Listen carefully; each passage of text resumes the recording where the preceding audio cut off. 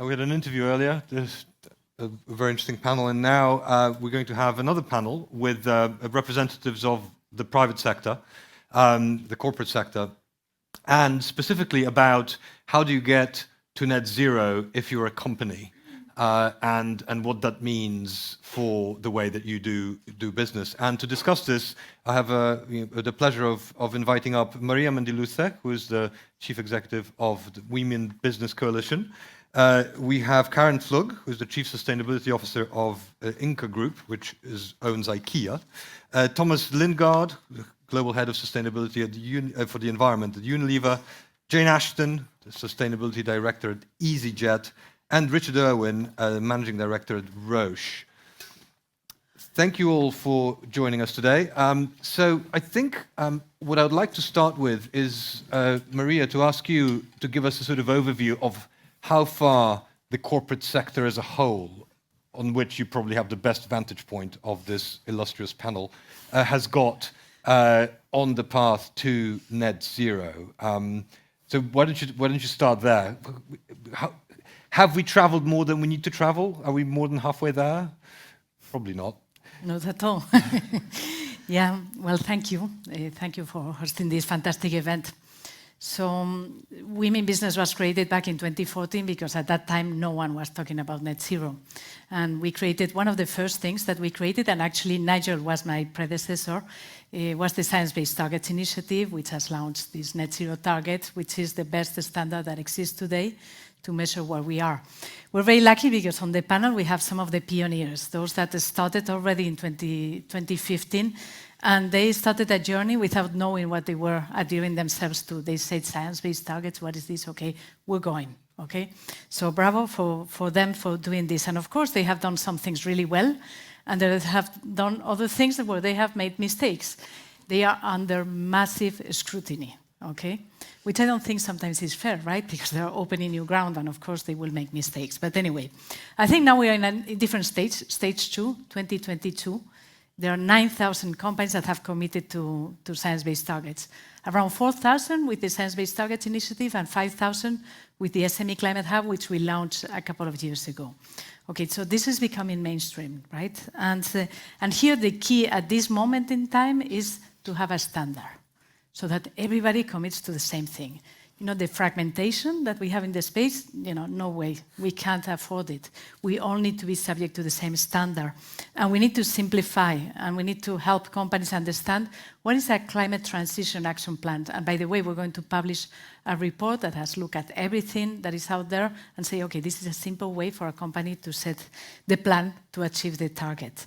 We also need to provide a reporting mechanism, and SBTi is going to work on this, okay? So that's where we are now. Where do we want to go? Well, we need the millions of companies if we want to halve emissions by 2030. And that can only happen through supply chain engagement. So some sort of a +1 approach where these companies tell the tier 1 suppliers, you need to have a science-based target. The second one through regulation. And that's where the work of ISSB, SEC, IFRAG is so important. What we are saying is let's have one global baseline across the world. Let's start with Europe and US, test it, and then bring it to other countries. Because we need the millions if we want to really make any progress towards net zero global. So it's interesting. I mean, you say you need millions, and obviously it would be ideal if everybody was doing something. But surely emissions are, you know, they're concentrated in certain sectors. So if you got, I think we performed this exercise a while ago, and something like, I think 20% of global emissions we identified as being attributable to the listed companies. So most of them, unfortunately, it's unlisted firms. A lot of them state-owned in countries that don't care too much about the climate. So that's one big worry, and I suspect they aren't necessarily members of the coalition. But of the 20%, the bulk of that was literally almost a handful of energy firms, you know, cement companies, 3 or 4 sectors. So is there, just to follow up, I mean, is there movement on the heavy emitter side? Are you seeing movement there? Because that seems to be, you know, the area where you can actually make the most difference with the fewest people. Yes, you're right. So there was an initiative we created. We partner with Mission Possible Partnership that is looking at 7 hard-to-abate sectors. They have developed sector strategies for those 7 hard-to-abate sectors, mainly is freight and the aluminium, steel, and concrete. And it's really interesting. I was with them in New York, and the companies now we know what is possible, which was impossible a few years ago. And now companies are saying, okay, well, if this is the roadmap, okay, what am I doing vis-a-vis this roadmap? How do I feature? How am I contributing to it? So as I have said before, the conversation is not about if this can be done, it is how can it be done? Should I have the electrolyzer at the production center or at the consumption end? That's kind of the conversation that is happening. Is it going fast? No, not fast enough. Are we seeing progress? No, not enough. But definitely, if a few years ago we thought it was impossible, now it's perfectly possible. Now it is a matter of bringing the demand signals. So companies that ask zero-emission steel, zero-emission concrete, it gives a very clear signal to those companies to provide that product, and regulations that cuts across the globe, the world, so that there is the support for R&D, so that there is the support for these materials to come to the market. So you mentioned that we have on the panel here some of the pioneers, the companies which really jumped on board early on and made progress, but also made mistakes. So I'm going to call on any volunteers to talk about the biggest mistakes, and if not, I'll point fingers. Does anybody want to begin? Can I intercept? Because it is what I told you before. A lot of scrutiny. Why don't we point fingers to those that are not sitting here? No, I'm happy to point a lot of fingers, but we do have the people. Go for it. The sort of. Go ahead. Go ahead, Tom. I'm volunteer mistake. Go ahead. We've been on the journey long enough. I think that we've made a couple of cycles of this, and we launched in 2010 something called the Unilever Sustainable Living Plan, which sort of made a big splash at the time. It's one of the first big kind of company sustainability strategies. We were very proud of it, and did a lot of comms around it and so on. But I think if we were honest, we would say that not enough of the targets that we set out were anchored into executive remuneration, into company strategy plans, into portfolio plans. And so we made good progress on some targets, but not the progress we wanted to make on some of the others. And I think in the new Unilever strategy, called the Unilever Compass, which our climate transition plan is kind of a climate lens through, everything in there is anchored into an EVP or a business group president with hard deliverables. And you can see how that immediately changes the conversation internally. You can't kind of wish these very hard targets into delivery. You've actually got to put business teams, not sustainability teams, into the hot seat of accountability for delivery. And so I think that was our probably biggest learning from the 2010s that we're hoping to correct in the 2020s. We had a similar, if I think of that too. We started early with big, bold ambitions, and we felt we needed to.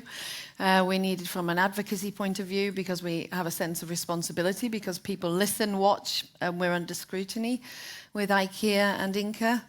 But we also, I think, sometimes after we made those big, bold commitments, was like, how are we actually going to get there? Is the technology even available? Are the solutions there from a product development materials point of view? But also, more importantly, as you've said, is really connecting with the business. So if you create a very large, separate sustainability team that seems to be a bit on the side doing their own thing, and they're all sort of super passionate activists who live and breathe it daily, but it's not anchored in the business, then it's not going to fly. So a lot of my work now, I'm sort of a year into my role, is really about making sure we're actually not leading sustainability, we're leading transformation. And the financial sort of rewards and connecting that to people's performance absolutely has to be right throughout the business. Can I ask, so we have representatives of companies which are sort of, basically privately owned or family owned in case of Roche, right? And we have a couple of companies with a much more dispersed shareholder base. Maybe Jane, do you think it's easier for a listed company to be pushing hard on this than for a private company, or vice versa? Well, there's certainly high expectations of us from stakeholders at every level, but including shareholders and investors, that we develop a net zero pathway. And we actually, timing's perfect, I guess. We launched our net zero pathway publicly last Monday, actually. I think the framework that Maria was talking about, the Science-Based Target Initiative, has been invaluable in the creation of that, because we worked very closely with the SBTi to develop a sectoral decarbonisation pathway, and then we had basically a plan for where we needed to get to, and then could work with the entire business, so many different departments, to how we could actually create a plan to get there. And it's that rigour and detail and planning and integration into strategy and into flight operations and fuel purchasing and finance, etc., that investors will want to see now, and increasingly will want to see, particularly when and if the net zero transition legislation will come in. Tom, can I come back to you for a moment, because that's sort of, there's clearly a push from a certain group of investors, some of them very activist and very loud, and in many ways successful, to move certain companies, including energy giants like ExxonMobil with engine number 1. Was it a year ago? I've lost track. This COVID timing thing is just getting to my head. But then you also have the beginning of a bit of a blowback in some parts, and we have lots of things going on in America, which I mentioned during my conversation here earlier with Seb Henbest from HSBC. But in other parts of the world as well, and one of your rivals, one of your competitors, Danone, got into a spot of bother over what seemed to be an excessive sort of emphasis on sustainability and net zero over and above shareholder returns. Are you seeing any of that in Europe or in specifically at Unilever, or is the bulk of your shareholder base also sort of really quite intent on getting to the targets that you've set yourselves? Yeah, well, I mean, like you say, we've got a diverse investor base, and I think one of the reasons why the board decided a year and a half ago or so to put a climate transition plan to a shareholder vote, right, was because we thought this is a really big important step. These are big important targets. Let's take a temperature check on where the owners are of the company, the prize of capital in the targets we set and the journey we want to make. And honestly, it was quite a terrifying thing to do, in the sense that not many people had done it except under duress, right? When activists had forced a resolution about transition plans onto an AGM. So we went voluntarily. We announced, I think in the December, that we would bring a transition plan to the AGM for an advisory vote. We sort of collated all of the stuff that we'd had internally in terms of our plans, put it together into an external document, published it, and began, that triggered a process of dialogue with investors, right? And they all started ringing up saying, we've seen this plan, we'd like to talk about it. I was quite heavily involved with our IR teams in those conversations. And I mean, honestly, we were sort of running a little book internally on what we were going to get, 20% approval, 40% approval, maybe 50%. We did really well. And this thing went through with 99.59% approval, right? And we sort of fell off our chairs. We're like, this is brilliant, And, I think if you read the document, what you'll see is a great degree of honesty about what we know and what we don't know. There are sections in that document that look unusual for corporate documents. It says, we don't know how we're going to do this part of the plan yet, but it's clear that, we're going to have to get there. So we haven't tried to sort of PR the difficult bits. We've said where we don't know. We said what we do know. We've shared some experience of things we've tried that have delivered certain degrees of reduction that we think are repeatable in other parts of the business. But I don't know what more than a 99.59% vote in favour you need to be reassured that your investors are with you. And, we're a business that's been around for a long time. We're sort of a long-term business. We attract a lot of capital that is investing for the long-term, pension funds and so on. And they're looking at, their future liabilities and, the future world that their beneficiaries will be inheriting. And I think the agendas are very aligned. Yeah, that is incredibly heartening, actually. Richard, I would like to ask you sort of about, sort of on the a little bit more about the big obstacles and problem areas for a company like yours, right? So, Roche, drug maker, a lot of what it does is intellectual property. So, in its own operations, I suspect that sort of Scope 1, Scope 2 emissions for Roche are not massive, but you do have an awful lot of suppliers. How many do you know? Estimated 10,000. Well, there you go. So 10,000 suppliers around the world. Yep. How on earth do you start thinking about your Scope 3 emissions, if indeed you're thinking about your Scope 3 emissions? That's the huge question. Maybe first, just to give you some context, healthcare, both systems and companies account for about 4% of global emissions. And some people argue that's quite small, but I was told it's about the equivalent to the fourth most polluting country. So I think our sector does get it that we've got to contribute. Not here to sell the company I work for, but we started our journey as a family-owned company, I think in 2005. You talk about some of the pitfalls. I think there was ambitions with no idea of where we really were and no idea of how we were going to get there. I think it's much, much easier for us as companies to never accept what I think we live through currently, which is big, bold statements with absolutely no intention and no ambition to get there. And I'm just very, very fortunate to work for a company that refuses to work in that way.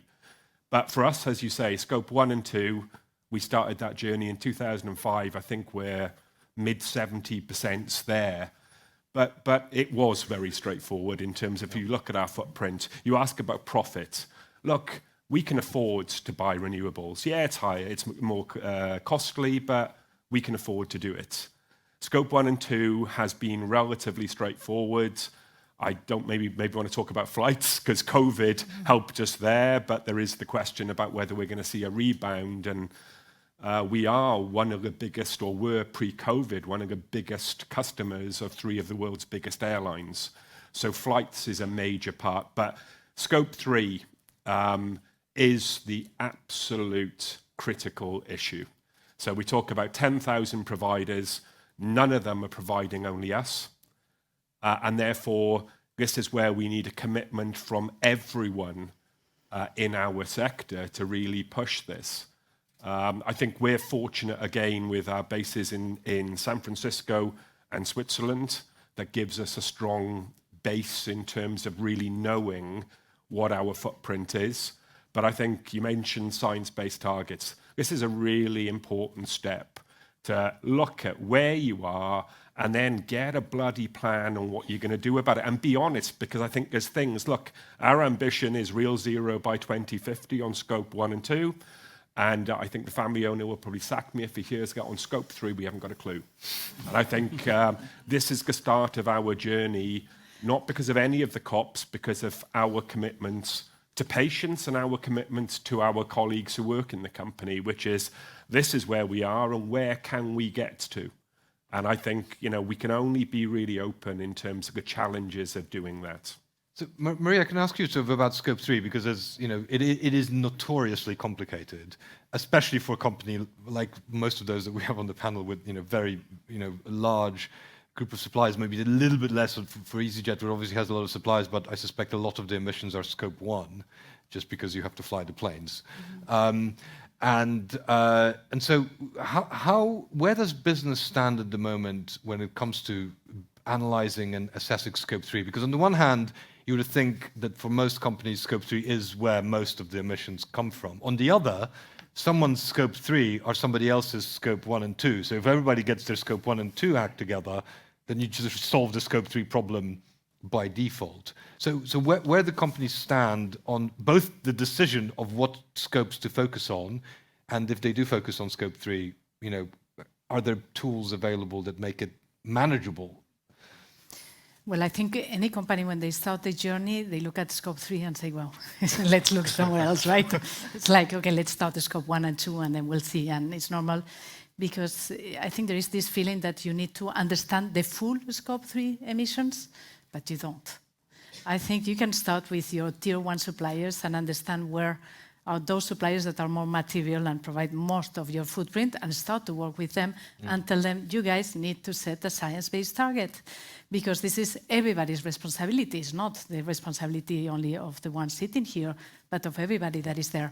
Now, we are going to see many more of those mid-sized companies that are going to get pressure from their big corporates and clients saying, no, you have to set a science-based target, and that's what we're going to be working with SBTi going forward on preparing the ground. There are solutions. For example, there is demand clubs. So you need probably aluminium. Most of you probably need it. Okay, you create a demand club and ask for a lot of zero emissions aluminium. You get that signal to the aluminium producer to come up with a technology that will provide the product that the client is asking. And over time, as the demand scales up, then the cost of that technology reduces, and then we have solutions. So this is the way forward, together with regulation, of course. So that's for the big ones. And then for the small ones, that's why we created the SME Climate Hub.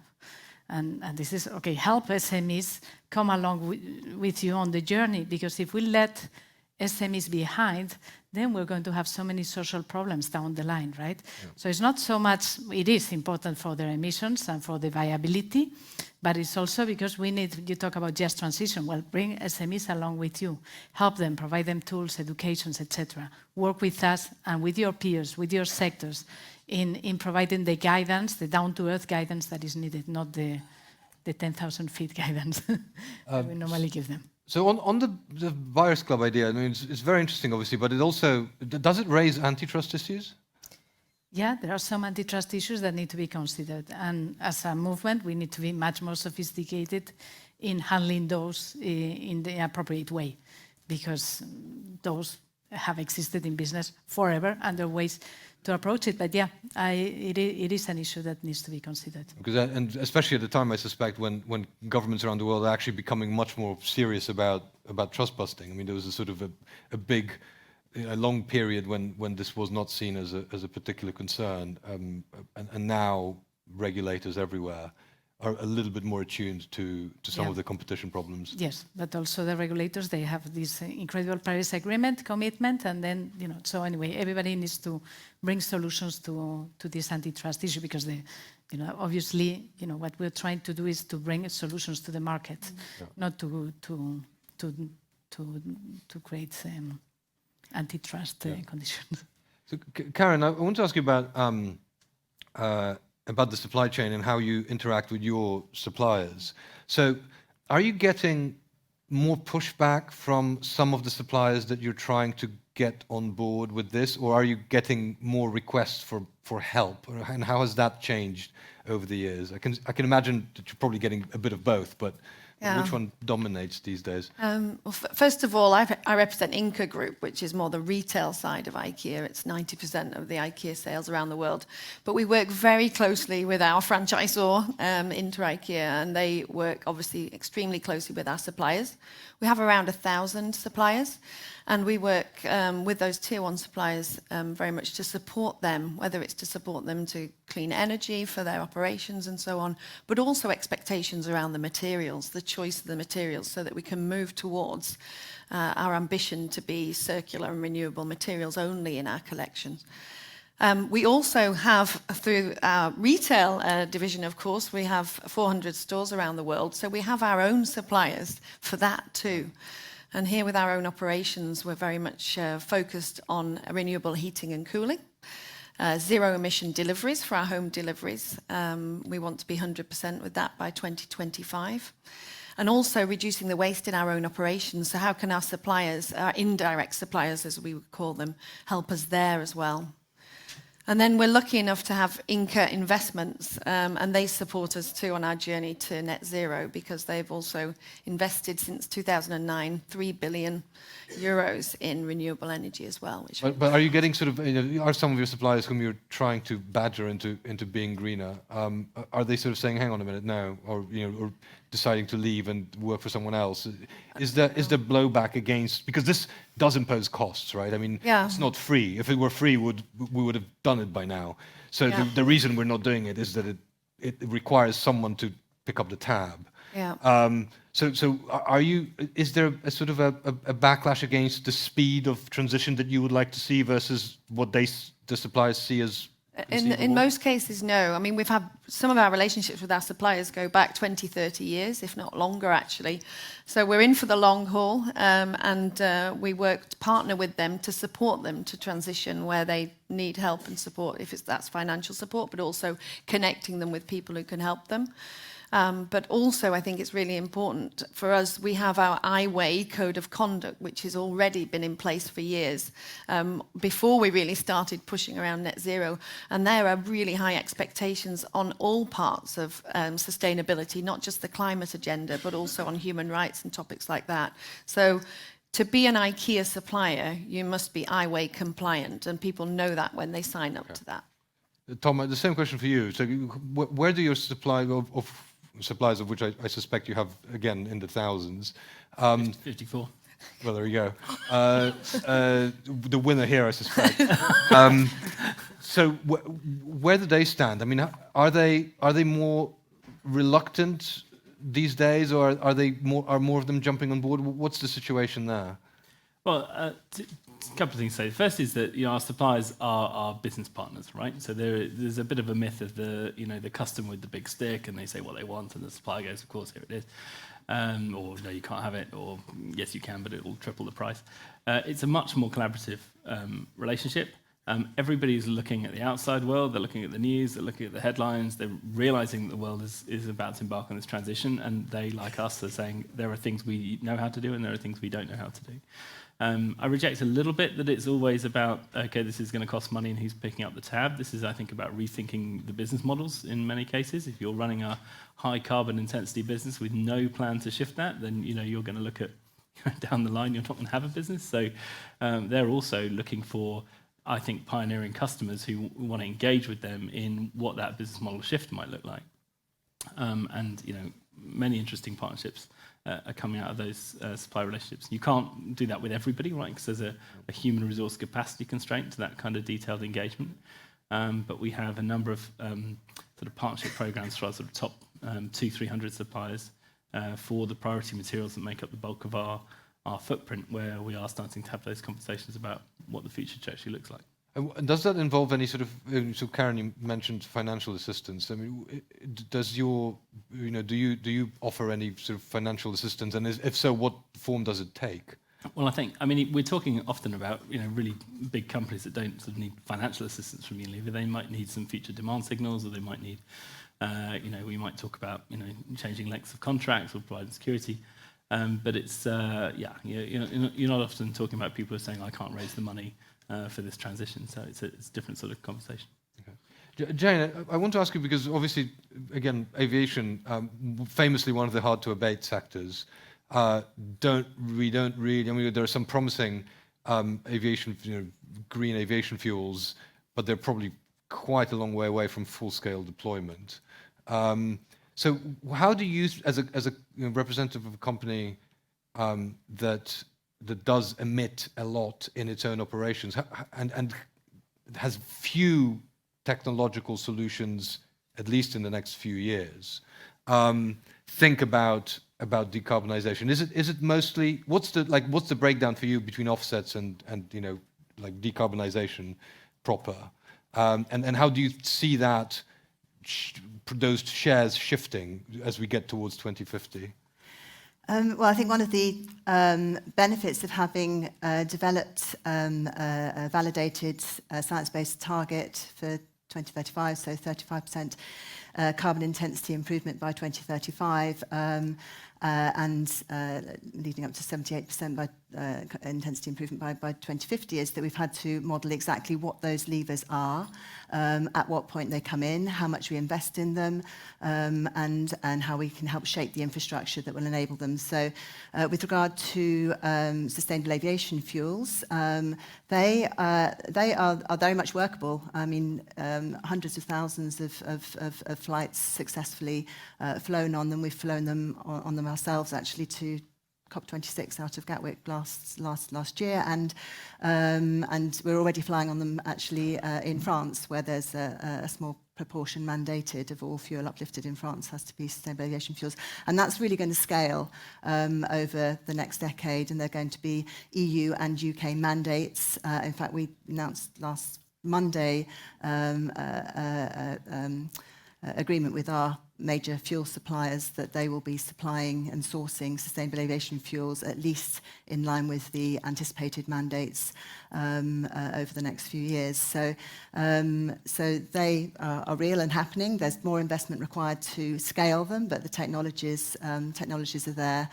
In addition, the fleet replacement programs, so we already have a relatively young fleet, but a big program of fleet replacement, and the Airbus A320 family of aircraft are at least 15% more efficient than the aircraft they're replacing. So that's again, that's very measurable in terms of the investment and the carbon reductions that we'll be seeing.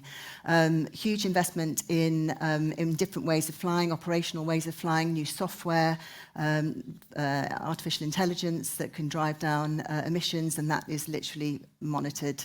Literally thousands of data points that are monitored on every flight. Can you give an example of how that would work? I mean, yeah, so I mean, one big investment this year is working on new software on all the fleet over the next year, which is optimizing descent profile optimization, DPO, and CDA, continuous descent approach optimization. So again, it's software that will enable aircraft to fly at altitude for longer before descending, and that has a big impact, well over 1% of impact immediately on fuel consumption.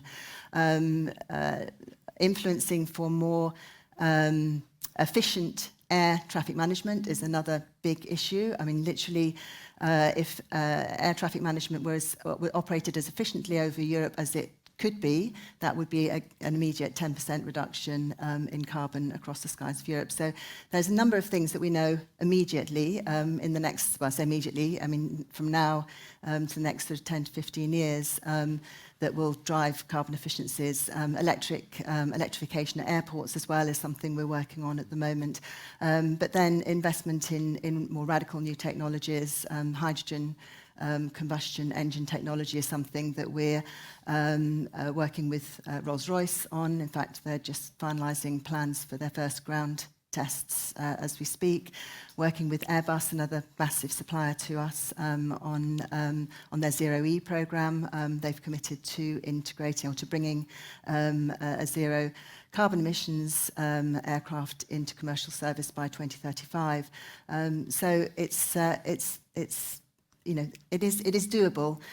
Also working with Airbus and a number of other airlines on investment in direct air carbon capture and storage for the residual emissions that we will be continuing to emit over the next decade. So technology, you know, there are the technological solutions out there. There needs to be the investment and the frameworks to allow them to scale. so, I mean, will flying need to get more expensive for all that to Well, happen? carbon is getting more expensive, isn't it? And I think the efforts that are being made internally and that have been being made for a number of years at EasyJet is you know, the understanding that we're moving into a low carbon and, you know, please God, ultimately zero carbon future. And we need to position ourselves. We need to understand what that means to us. That's being very detailed sort of modelling that's going on to understand what that means for us, because emitting carbon is expensive now and is going to become more expensive.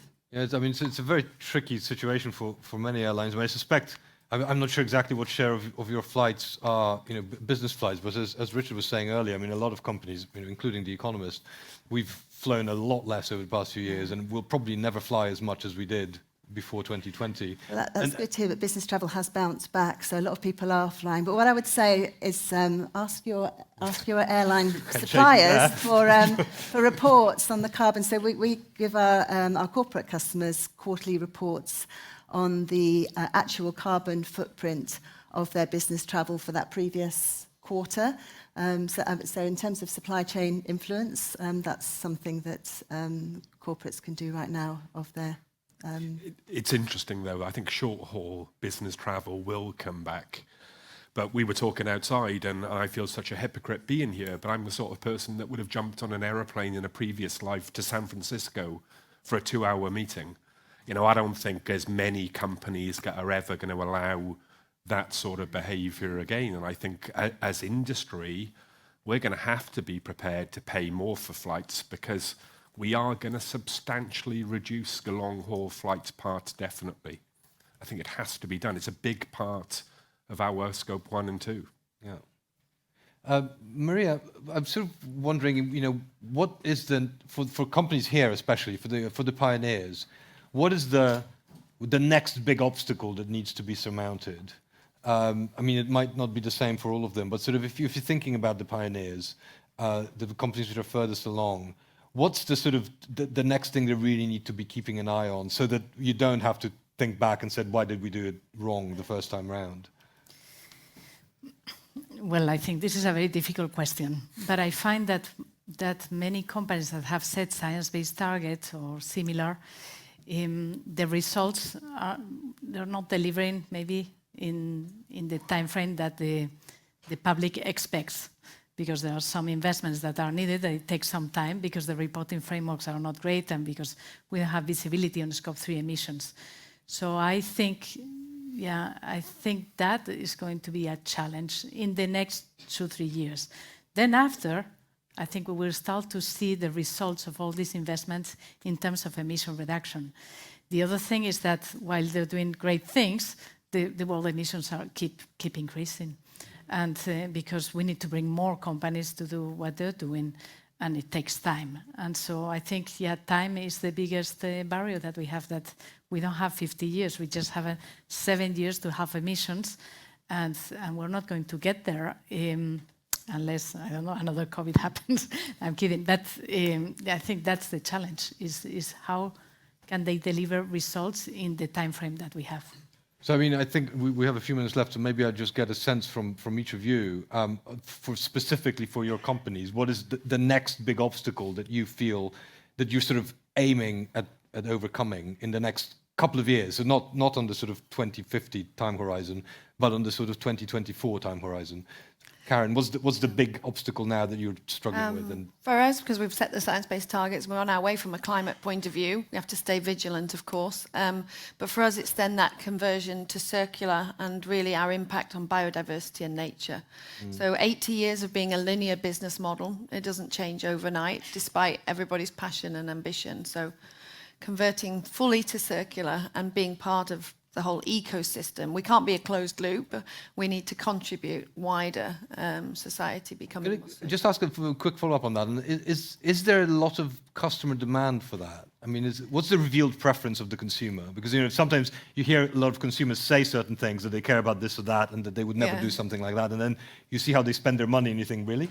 So what's on the demand side? Is there a huge demand for circular products? Yeah, there can be an intention to action gap, and we've seen that with our own stats and research. But for us, our big ambition is to make sustainability affordable. It shouldn't be either or. So if we can make that all the products we have we say we side with the many people at IKEA, so we already are cost conscious, but if we can then show that it is affordable to make sustainable choices, and also it needs to matter to them, their health, their well-being, their family's well-being, and save money. So whether that's water saving taps, LED light bulbs, or helping them reduce their food waste in their home with the products that we can sell there. So then we see that they will make the right choice. But we shouldn't put consumers in that position where they have to choose affordability or sustainability. We need to fix that for them. Tom? The challenge? Look, when I think about the transition ahead, there's a strategy and innovation piece that we talked about today, but there's also this policy piece. And I think if you're a sustainability person in a company today, you need to continue doing what you're doing, working with your business, but you need to spend half your time with your teams in Washington, in Brussels, in London, in all the big policy centres of the world, saying, are you out there on the front lines, telling governments the policy that would be required for your future business model to work? Because right now they don't. Right now the carbon price is going up, but it's not where it needs to be. There isn't the confidence in the trajectory. That doesn't apply around the world. And until we get the regulatory frameworks that will allow the net zero models to be more profitable and more successful, we are going to come up against barriers, and we can't be working that out in 2030. Jane, for you? Yeah, I'd echo that as well, actually. The frameworks need to be developed. The charges and levies that are made need to be linked to carbon and not so, for instance, a per person, passenger chats, needs to be linked to the carbon emitted, so that companies that are investing in technology, investing in modelling a low carbon and net zero future, have a reward for doing so, whereas some of the more blunt legislation or levies don't incentivise that. And Richard, for Roche, what's the big looming hurdle? Well, I think two things. Over? Firstly, it's been a dirty word, but accepting offsets. We have refused to do that for Scope 1 and 2, and we stand by that. But for Scope 3, it's going to be required, but we need to work out what level of offset. And I think the single biggest challenge, and I heard the comments at the end of the last panel, we have a significant level of supply chain in China and in India. And I think the whole audience knows some of the challenges of the reliance on fossil fuels there. So how we are going to really rapidly change that situation seems to be challenging, to say the least.